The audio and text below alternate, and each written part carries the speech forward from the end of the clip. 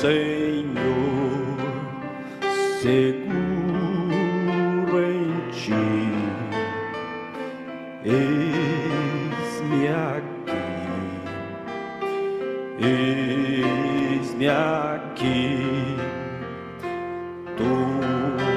tuas mãos me erguendo estão com amor, com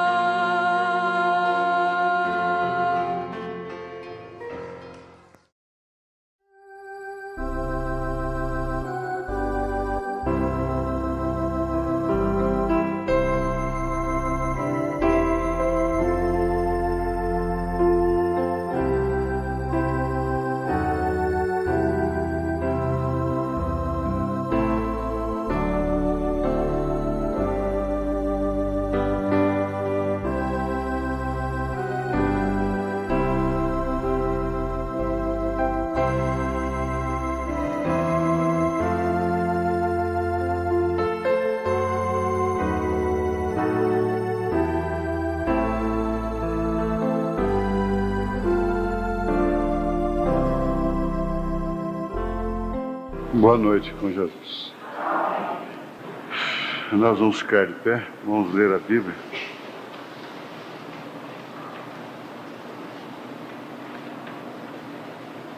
Aos Efésios, capítulo 1, né, onde foi avisado, verso 3 ao verso 7.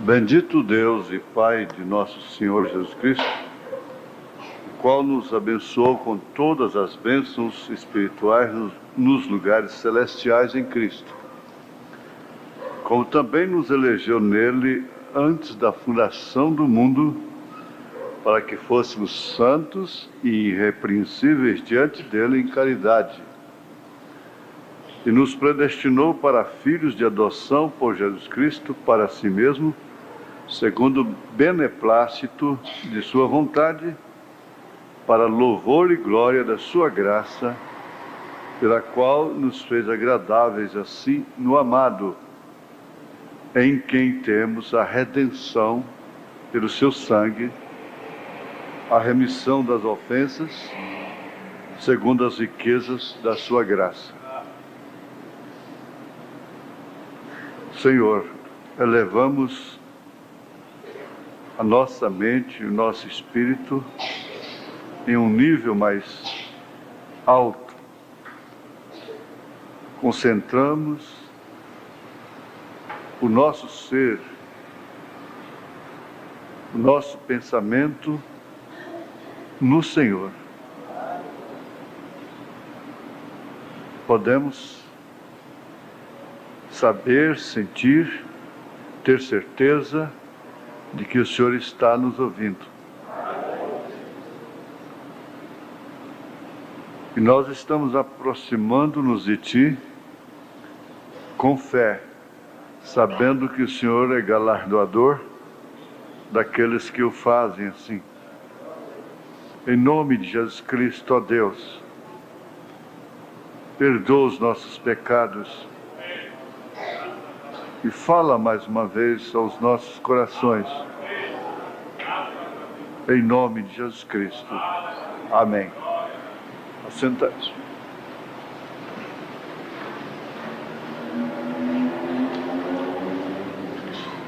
Estou pensando dar sequência àquela palestra de quarta-feira. Lembrando sempre de que o objetivo principal, o único objetivo pelo qual Jesus ordenou a seus discípulos que ficassem em Jerusalém, lá no cenáculo, até que fossem revestidos do poder do alto, era justamente para que eles fossem testemunhas. Através das testemunhas é que se prolonga, é que se leva adiante. Porque se fosse só uma questão de salvá-los, eles já estavam salvos.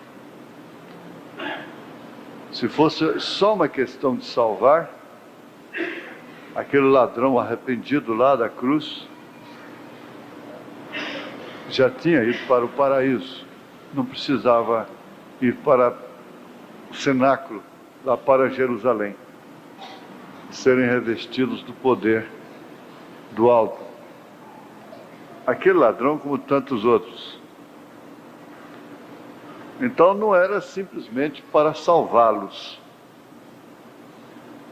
mas para que eles fossem ponte, fossem testemunhas, através das quais a salvação viria até os confins da terra, até os fins dos tempos, né? Até a última hora que estamos vivendo. Então, esse foi o propósito de Deus. E nós não temos que fazer nenhuma ponte para o futuro, porquanto nós estamos na última hora, no último momento. Não há salvação mais. Deus não salva através de sistemas religiosos. Nesta era Ele está fora da igreja. É Apocalipse capítulo 3, a partir do verso 14. Eis que estou à porta e bato.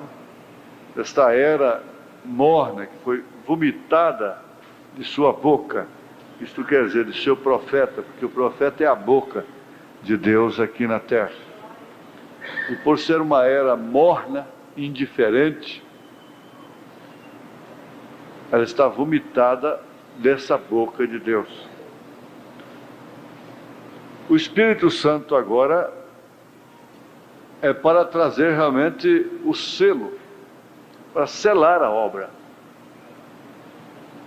Ele abriu um parêntese na metade da última semana das 70 semanas de Daniel. Isso quer dizer, ele parou com os judeus, abrindo assim um parêntese, e começou a tratar com os gentios. Ficou lá 69 semanas e meia.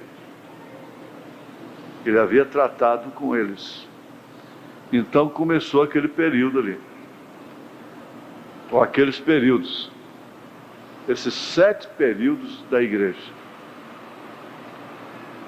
que sempre é compreendido. A matéria evangelística sempre aponta para aquilo ali, porque os irmãos denominacionais vão entender melhor o porquê de um profeta nesta era. Então, veja, Paulo, Irineu, Martim, Columba, Lutero, Wesley, Branham. Isto quer dizer, Éfeso, Esmirna, Pérgamo, Tiatira, Sardes, Filadélfia, Laodiceia. Estas 7 igrejas estavam na Ásia Menor. E a gente encontra a carta endereçada a ela, ou a elas, as cartas, logo nos 3 primeiros capítulos do livro de Apocalipse. Agora, é bom que cada crente saiba disso, porque é muito simples. Eu não tenho que ser um grande mestre para ensinar isso. E você não tem que ser um gênio para aprender isso. Não se pode compreender que essas 7 igrejas que estavam ali na Ásia, ali no local, a igreja local, fossem elas exclusivamente o objetivo de Jesus Cristo naquela hora. Elas nem estariam escritas no Apocalipse se o assunto fosse relacionado exclusivamente com aquelas 7 igrejas locais, com aquelas daquele dia. Que benefício isso traria? Principalmente se tratando de um livro como o Apocalipse, que foi todo escrito para mostrar as coisas que seriam.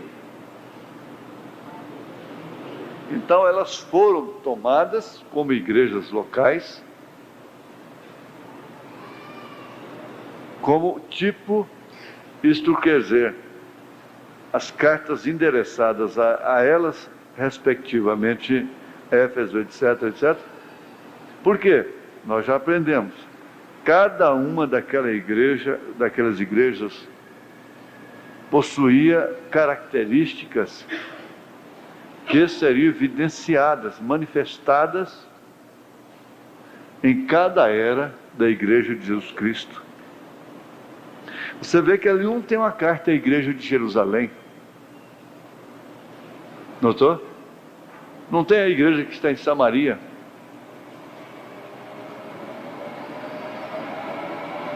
Isso porque elas estão ali como um candelabro dos 7 mensageiros, das 7 estrelas, que viriam, cada um por sua vez, em cada era da igreja gentílica, durante esses 7 períodos. E o Espírito Santo necessitou, sem dúvida alguma, dessa ponte, ou dessas pontes, dessas testemunhas, até chegar o fim. Agora, o selo significa fechar o parênteses, selar, fechar, lacrar, terminar, obra consumada. E você, por si mesma, não importa a sua condição social, o irmão por si mesmo, não importa a sua condição social, financeira, não importa. Você não tem um mérito, nenhum mérito. Eu não tenho nenhum mérito de estar neste quadro. Mas você tem que compreender, nós temos de compreender individualmente que nós estamos dentro desse quadro, como testemunhas. Jesus não tem mais testemunhas lá fora. Já visto que eles não querem nem mesmo o seu nome e blasfemam contra o seu profeta. E você está dentro desse quadro por predestinação. Como também nos elegeu nele antes da fundação do mundo. Antes da fundação do mundo. Aqui nós olhando para essa parte de testemunho, eu gostei muito dessa mensagem, porque ela é estrutura, ela mostra, de fato, o que é Bíblia, não é? E essa natureza, sendo uma Bíblia, o profeta disse, a natureza foi a minha primeira Bíblia. E Deus não vai julgar quem quer que seja de uma forma que aquela pessoa esteja inexcusável. Ele não vai ser injusto com ninguém, porque Ele tratou de fazer tudo, cercar o homem de Bíblia, cercar o homem de si próprio, cercar o homem de testemunhas. Você vê como aquele idoso, cabelos branquinhos, ateu, incrédulo, tomou aquela menininha que ia para a escola dominical e agrediu a sua fé. Você crê realmente que esse Deus existe? Ela não pôde fazer nada. Ela olhou assim, sempre no pé de cerca, no pé de muro, tem aquelas rosinhas, aquelas coisas. Ela põe uma florzinha naquela rosinha e disse para ele: eu quero que o senhor me mostre quem é que fez isso aqui. Me diz, quem que fez isso aqui? Ela mostrou um versículozinho da Bíblia para ela. Ela pegou uma florzinha pequenininha. Aquilo era Jesus chorou. A gente aprendia, tinha maratona assim de aprender a Bíblia. Qual é o menor versículo da Bíblia? Então o menino logo dizia: Jesus chorou. É um versículo. Então ela foi lá e pegou esse menor versículo, uma florzinha pequenininha, e converteu o ateu com o menor versículo. Aquela florzinha, o menor versículo, uma testemunhazinha ali. Foi bastante. Então Deus gosta de testemunhas.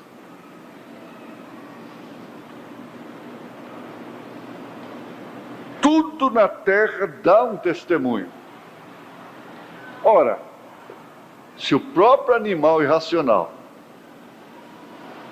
se uma rosinha, uma coisinha vegetal, uma árvore, cada uma no seu lugar, de acordo com sua espécie, cada ave, o João de Barro, a beija-flor, e cada coisinha dessa, cada animal, é uma testemunha. Isaías tomou o jumento e o boi como testemunha. Eu disse, o boi conhece seu possuidor, o jumento conhece a sua manjedoura, mas o homem... Então, tudo que você tem que ser é uma testemunha. Isto quer dizer, você tem que dar o seu testemunho. Estava vendo aquele quadro sobre quando é muito difícil uma família entrar em atrito entre si, principalmente se tratando de coisa financeira, trazer oficialmente no escritório, como se vai para uma sala de audiência lá no Ministério do Trabalho, perante o juiz lá de fora, mas virem abnegados, sujeitos a aceitarem a decisão da palavra, da justiça de Deus, ali no escritório. São poucos que gostam disso, que usam desse direito, é um direito, é uma segurança para julgar as suas causas. É 1 Coríntios capítulo 6. Quando você estiver em questão, você se lembra de 1 Coríntios 6, antes de levar aquele irmão lá no juiz, aquele empregado, aquela empregada, aquele patrão, aquela patroa, antes de levar lá no Ministério do Trabalho, fala, eu vou te levar na igreja. É 1 Coríntios capítulo 6. Resultado, você daria um testemunho, você é testemunha em todas e quaisquer circunstâncias, etapas, nós somos convocados a ser testemunhas. Agora a gente dá cada testemunho tão vergonhoso no trânsito,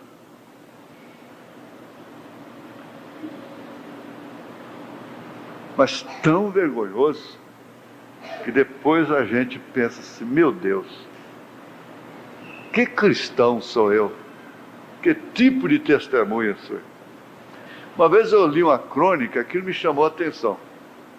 Esse cronista já morreu, ele foi meu colega de escola técnica, chamava Draulas Vaz. E ele falando sobre o comportamento de um atleta. Ele diz, de um modo geral, ele falando sobre como deve ser um atleta, e ele estava quase que dizendo que aquele atleta devia ser um crente, um cristão, dar testemunho. E me lembro que ele ainda disse assim, você já pensou, uma pessoa está parada ali na sua frente, no carro, e de repente você buzina atrás insistentemente, impertinentemente, e ele olha para trás e diz, esse é o meu ídolo lá do futebol, é o fulano. Vai ver um fã seu, que grita, que torce por você, e você está lá irritando no trânsito, mostrando sua falta de educação. Guardei aquilo. Mas em tudo nós somos chamados para ver como é que nós vamos proceder, diz o irmão Branham. O irmão Branham disse, Deus deixa aquilo acontecer para ver como é que você vai reagir.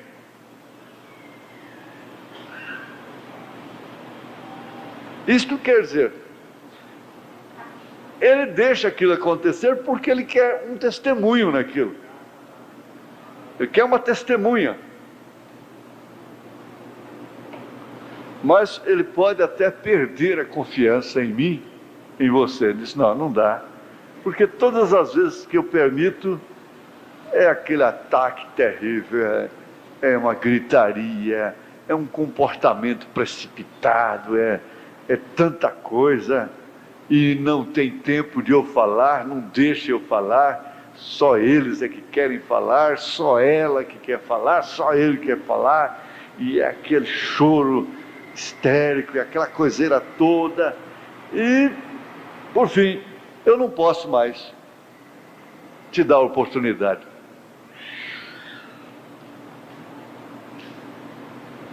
Mas ele diz, olha, Deus gosta, Deus quer, Deus criou a coisa dessa forma. O sol se levanta no leste para mostrar o princípio da vida. Ele vai e se põe no entardecer. De manhã os pássaros acordam e cantam, e eles ficam felizes. Nós sentimos refrigério. Ao entardecer, nós estamos cansados quando o sol se põe. Isso dá testemunho que há uma vida e uma morte. Um dia nasceu, um dia morreu. E ele gosta de ver esses testemunhos selados. A árvore viveu, as folhas caíram. Deus preservou nas raízes da árvore, onde esta vida se originou, onde ela começou, embaixo nas raízes. Surgiu e fez as folhas para a sombra, volta novamente de onde ela veio, somente para descansar, para vir em uma outra estação. Deus gosta disto. A vida na florzinha que cai da semente retorna para algum lugar que nós não sabemos onde. Porém, toda a polpa talvez sai da semente e a semente se apodrece na terra. Todavia, há uma vida ali dentro que está escondida para uma ressurreição novamente. Tudo fala, tudo dá testemunho.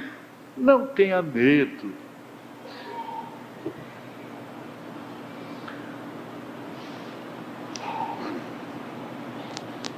Voltando à mensagem, o intervalo, ali ele já falou sobre o vagão de mercadorias que tinha que ser bem arrumado. O inspetor examinava tudo, depois então ele colocava um selo que só podia ser aberto lá no fim da jornada. Então todas as coisas tinham que estar em ordem. Nós lembramos que Deus disse, põe a tua casa em ordem, porque eu venho te buscar. Quer dizer, você vai. Agora aqui lembrando, ele diz, você não pode entristecer o Espírito Santo de Deus, porque você está selado com Ele. E você deixa isto de lado, às vezes ignora isto, e segue em frente com o seu nervo, com a sua estupidez, com palavras descaridosas.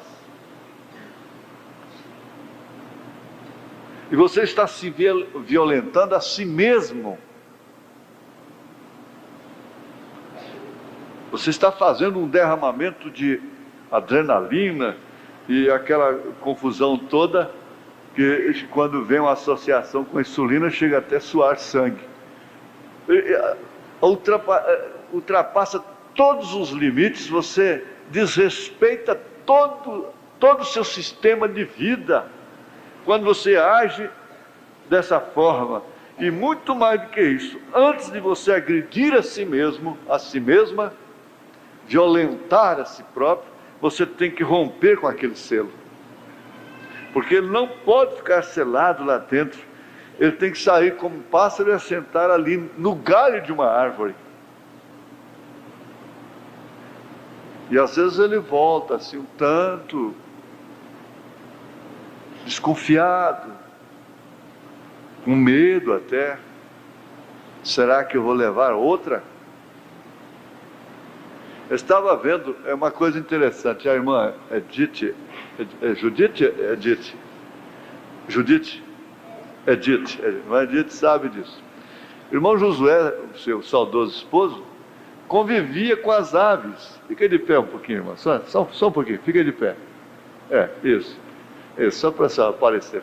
Essa é a viúva do nosso saudoso irmão Josué. Obrigado. Então, ela sabe perfeitamente que ele tinha convívio com as aves, com as perdizes, com as rolinhas, não é? E eu estava vendo isso lá no rancho. O primeiro visitante morador que chegou lá para nós foi um casal de andorinha. A gente ali debaixo, e aquele casalzinho já fez morada, assim, na comunheira do rancho. É estranho, porque eles são selvagens. Mas por quê? Ninguém atirou-lhe pedra. Ninguém os enxotou.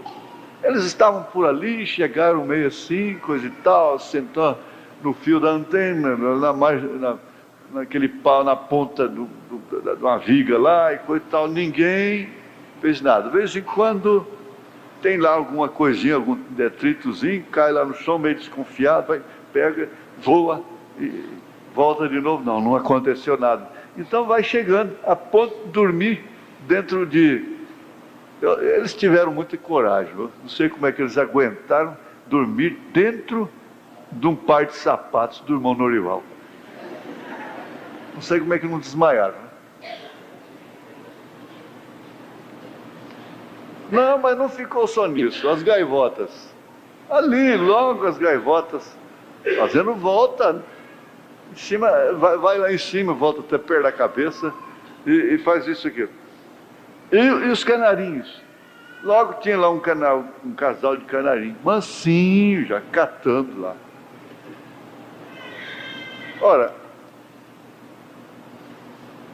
a ave, ela é meiga, ela é suave, ela é mansa. Ela tem medo do homem, por quê? Mas ela chega a vir comer na mão do homem. O Espírito Santo é uma pomba. A pomba exemplifica exatamente o Espírito Santo, é um tipo do Espírito Santo. Então a pomba é isso. O Espírito Santo é isso. Agora, se você joga pedra, você fala descaridosamente, em qualquer coisa você está jogando pedra naquela ave. O Espírito Santo não pode ficar selado dentro de uma pessoa iracunda, temperamental.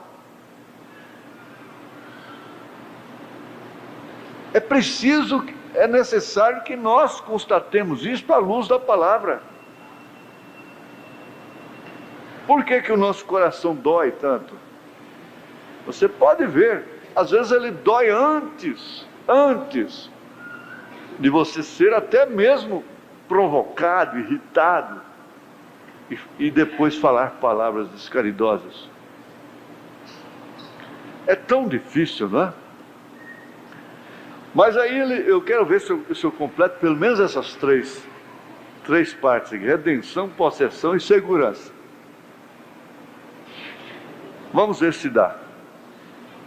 Retenha essa palavra, redenção. Porque você vai entender uma coisa, que só o Espírito Santo pode te dar essa segurança de redenção.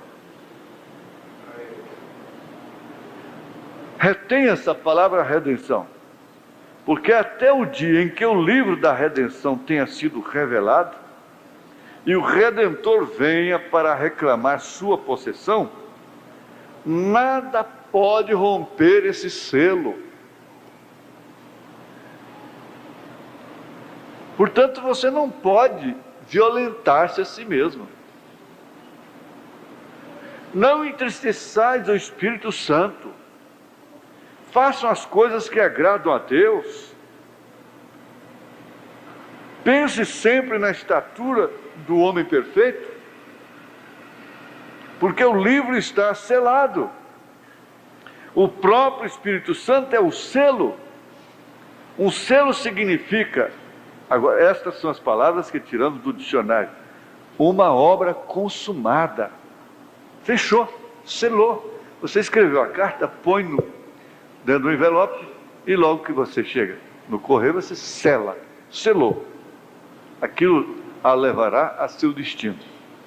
Agora, quando o sétimo selo é rompido, o mistério de Deus que tem estado selado nesses 7 selos misteriosos, é então finalizada até o dia quando esse selo for rompido e for revelado o que está por dentro. Ele está falando, preparando aqui no intervalo para a revelação dos 7 selos, mas que no fim tem tudo a ver com o Espírito Santo na igreja. A parte histórica é uma coisa. A parte histórica compreende a terceiros, a acontecimentos históricos, políticos, religiosos, e a terceiros que viveram o então. Mas ela tem a ver agora, no presente, é com a igreja do momento. Agora, quando o 7º selo é rompido, o mistério de Deus que tem estado selado nesses 7 selos misteriosos é então finalizado até o dia quando esse selo for rompido e for revelado o que está por dentro. Se alguém pergunta, o que há nesse vagão? O que há aí dentro? É só ferir o seu nome que vai mostrar logo o que tem dentro. É só lhe dar um prejuízo qualquer, vai mostrar o que tem dentro do vagão. O que há nesse vagão? Lhe respondem, supõe-se que seja tal e tal coisa. Nisso alguém está supondo. Porém, quando o selo é rompido e a porta se abre, então vemos por dentro e vemos exatamente o que contém. Se vê você o que eu digo? Isto somente sucederá no tempo do fim, porque esta é a mensagem do fim. Porque antes, a última, agora que terminou, é o seguinte: você vestia, você vivia e se comportava bem, porque você tinha que falar em línguas, porque você tinha que cantar no Espírito, porque você tinha que pregar, você tinha que testemunhar, você tinha que comandar o grupo das mulheres, das moças, e assim por diante. Havia um objetivo pelo qual você zelaria de vários fatores de sua vida particular. Mas e agora? Você tem que subir, é isso. Outra coisa que é um selo significa é possessão. Isso não tem nada a ver com história, não. Isso não é uma teoria, não é um mistério lá separado da igreja. Isso tem a ver todinho com a igreja, porque nós vimos aqui no nascer do sol que ele é ela é ele. E ele disse, ele, Jesus Cristo, é estes 7 selos. Ele é estes trovões. Agora, tudo está relacionado com ele. Ora, sumariamente com ela, com a igreja. No selo tem uma marca que assinala a quem pertence o conteúdo. Quando você é comprado pelo sangue de Jesus Cristo e selado pelo Espírito Santo, já não pertence ao mundo, mas você é uma possessão de Deus. Então é uma consciência que você tem que ter.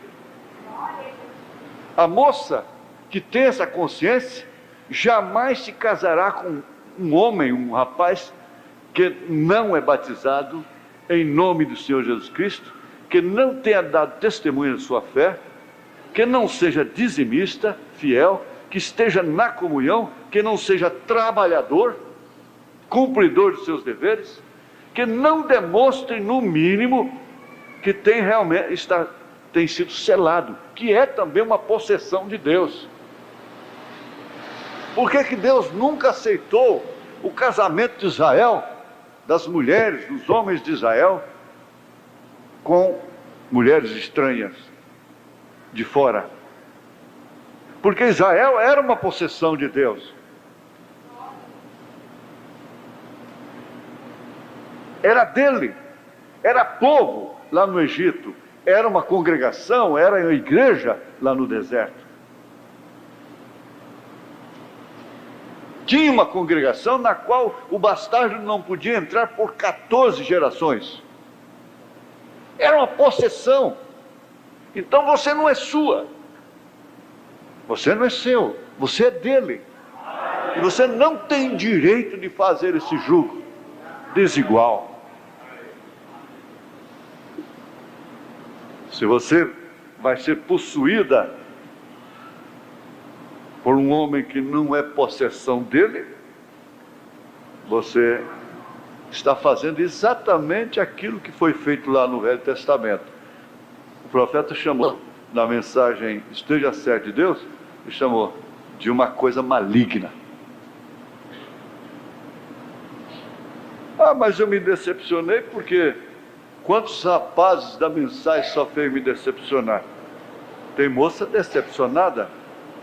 Então tem que arranjar um moço lá de fora, porque a trata com muito mais respeito, com muita mais cortesia, porque não tem certas baixarias. Você tem como se conduzir fora de toda baixaria. Por que tantas outras nunca se encontram nessa situação? Porque elas sabem se conduzir. Elas têm autoestima.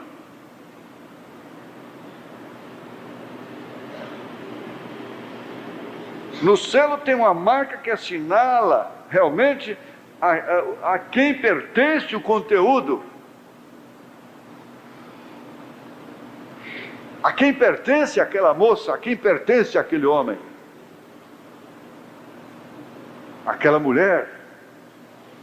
E Satanás sabe perfeitamente quem pertence a Deus e quem não pertence. Não foi nenhuma vez, nem 10, nem 20, nem 30, que ele entrou na igreja e dizendo para mim: eu te odeio, eu não gosto de você. Eu sempre disse: eu sou feliz por isso, porque você não gosta de mim. Quando você é comprado pelo sangue de Jesus Cristo e selado pelo Espírito Santo, você já não pertence mais ao mundo. Você não tem direito de se expor. Mas você é uma possessão de Deus.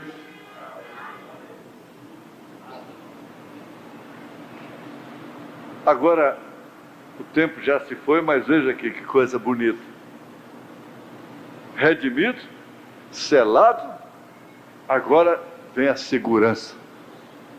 Também um selo significa segurança. Paulo está usando esse termo aqui à toa? Hein? Ele está usando isso aqui à toa? Não.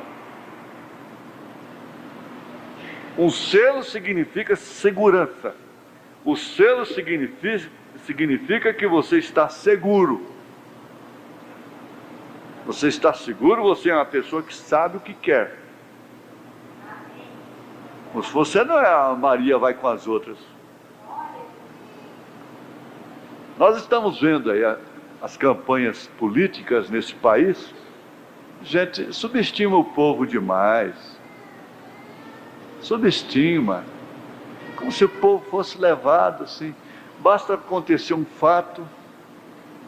Se acontecer um fato com um burro, o povo elege um burro a presidente.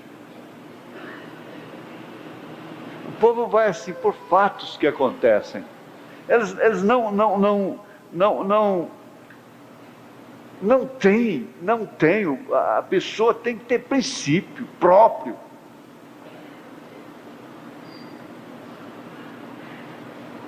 Um candidato enxovalha o outro, então vira tudo. O povo fica assim. Vai para lá, muda para cá, muda para lá, muda para cá. Mas não pode ser assim. Isso é um reflexo do estado espiritual da nação, do estado espiritual do povo.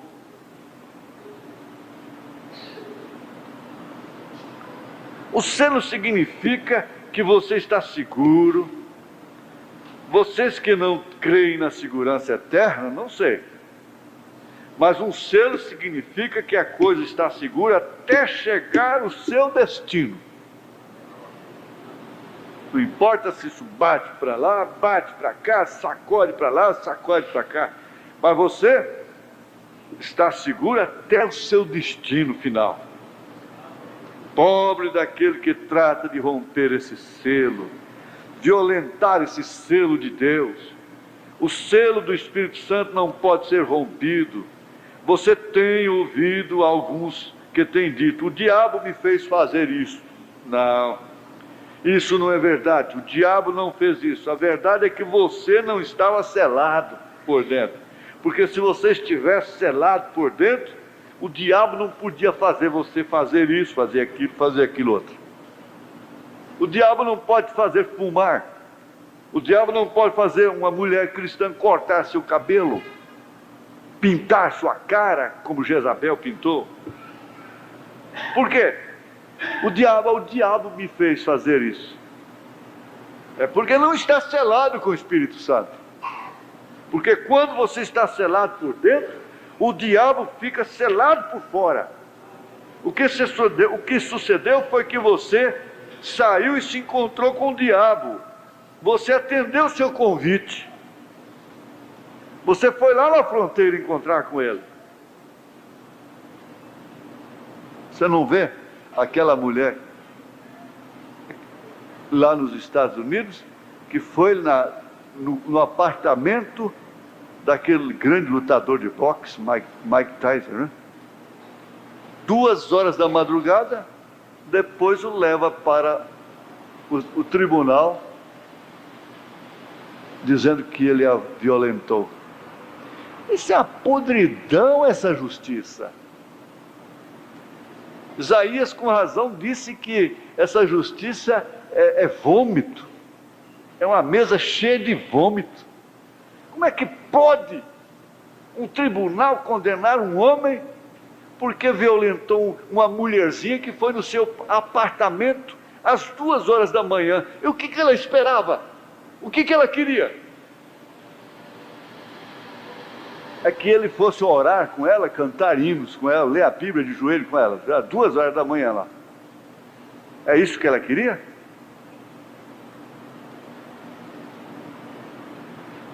O que sucedeu foi que você saiu e se encontrou com o diabo lá. Você não tem que culpar o diabo. Ele não pode entrar em você, porque a única maneira dele entrar em você seria pelo mesmo processo pelo qual você passou. E para isso ele teria que ser salvo, santificado e cheio do Espírito Santo, e consequentemente seria seu irmão. Então não foi o diabo que o fez. O que sucedeu foi que você apenas chegou, mandou ela entrar no seu carro e a levou para o motel. Foi isso que aconteceu. É isso. Você chegou à fronteira e regressou com seus desejos das coisas do mundo.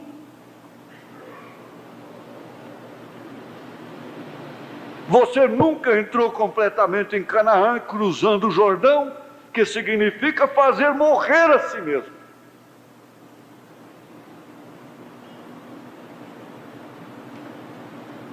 Daí então 2 classes de crentes. Uma faminta, que parece ser muito religiosa, parece faminta pela palavra, e diariamente buscam e desejam saber mais de Deus, e nunca chegam a esse lugar onde podem descansar e se ancorar em Cristo. E por experiência prévia tenho podido comprovar que são do intelecto apenas. Isso nunca desceu lá no âmago, lá na alma, lá no íntimo. Agora, falando isso, há 2 tipos diferentes de cristianismo. Parece estranho falar isso, porém não direi 2 tipos diferentes, mas sim 2 fases diferentes. É mais apropriada a palavra fase que a palavra tipo. O mesmo cristianismo, porém com 2 faces diferentes. Uma delas é uma concepção mental ou intelectual do que Deus tem dito em sua palavra e de Jesus Cristo, e concorda e tudo mais, mas a cada teste que chega, que passa, é vencido. A cada teste que é convocado para mostrar se tem aquilo lá dentro mesmo ou não, é vencido. é vencida. E a outra é uma experiência experimentada que Deus tem dado ao coração do homem. Essa é selada lá dentro.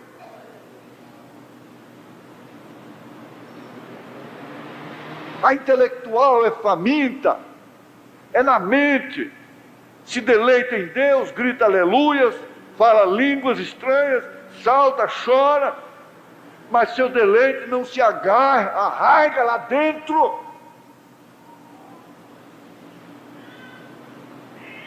Não tem garras.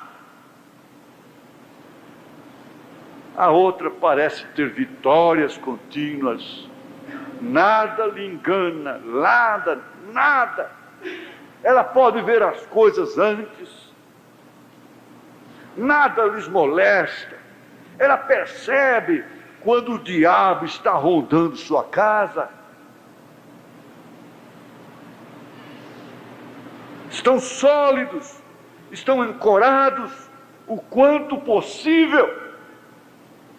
Nem as provas, nem as tormentas lhe alteram. Não há tentação que possa lhe dar uma rasteira. Antes eles parecem ter algo a seu redor, que a gente que é cristã e trata de viver para Deus, admira esse tipo de cristão. Que atmosfera que é ao redor desse cristão, que é diferente. Essa mulher nunca está enredada de casa em casa, de conversinha, curiosa, querendo saber isso, aquilo outro. Ela tem postura, ela entra na igreja, ela é invejada pela sua postura.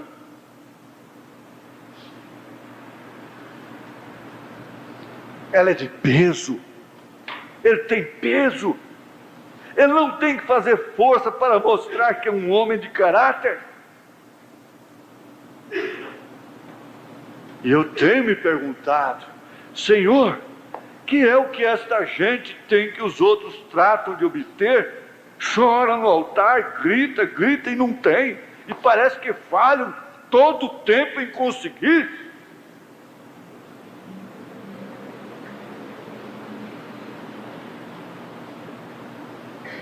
E eu sei que essa é a grande pergunta em todos os corações daqueles que servem a Cristo.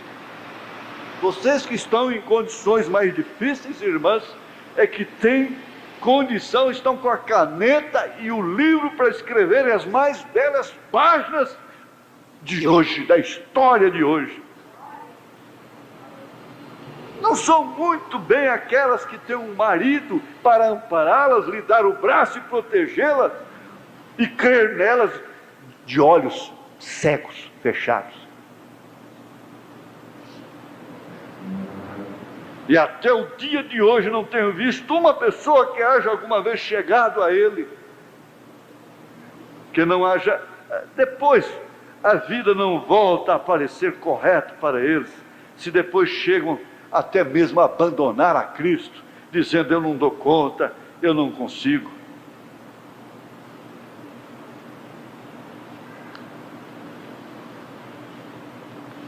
Fechemos nossos olhos. Senhor, a Tua palavra diz que o Senhor nos elegeu desde antes da fundação do mundo. Isso é tremendo, Pai.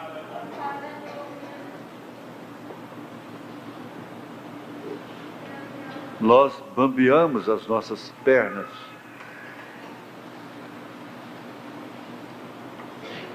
E nós queremos estar aqui.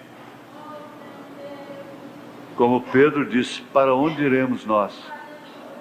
Só de Ti procede palavra de vida eterna.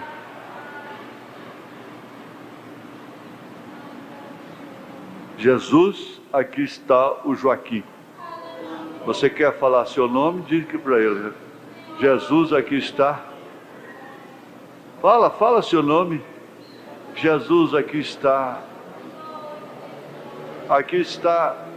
Esquece filho, esquece marido, esquece problema. Fala o seu nome. Aqui está. Aleluias. Glória a Deus. Aleluia. Aleluia. Senhor, eu quero rastejar até o fim. Eu quero rastejar, ó Pai. Mas quero morrer nessa batalha. Nessa batalha, Senhor. Nessa luta. Em nome de Jesus Cristo, ó Deus. Nós vamos lutar. Nós vamos, Senhor, nós vamos. Em nome de Jesus Cristo. Agora, Senhor, dá saúde. Nobrece o espírito de cada um, Senhor. Encoraja na fé, no amor. Em nome de Jesus Cristo. Amém.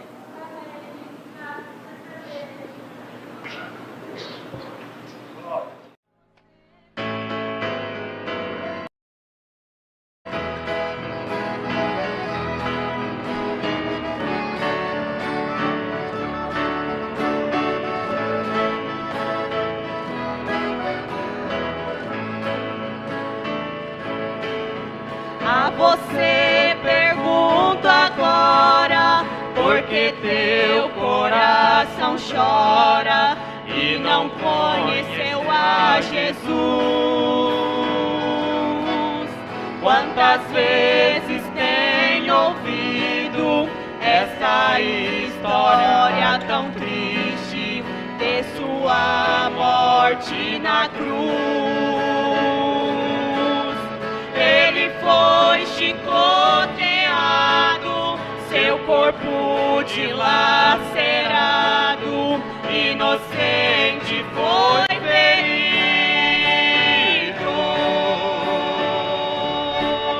Quanta dor ele passou, humilhação suportou, para não te ver perdido. Você tem muito valor, tudo isso por amor, Ele fez pra te salvar. Sua alma clama e chora, deixe este mundo agora, não há nada que esperar. Seus pecados cometidos serão todos esquecidos, para lhe dar a salvação, Ele quer te perdoar.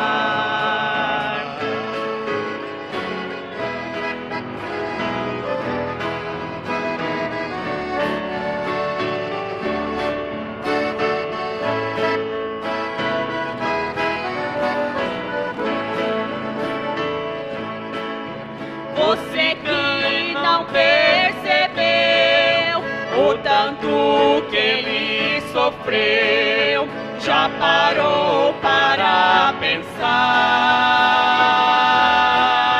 Por você Jesus morreu, pregado naquela cruz, tudo fez por te amar, pra te dar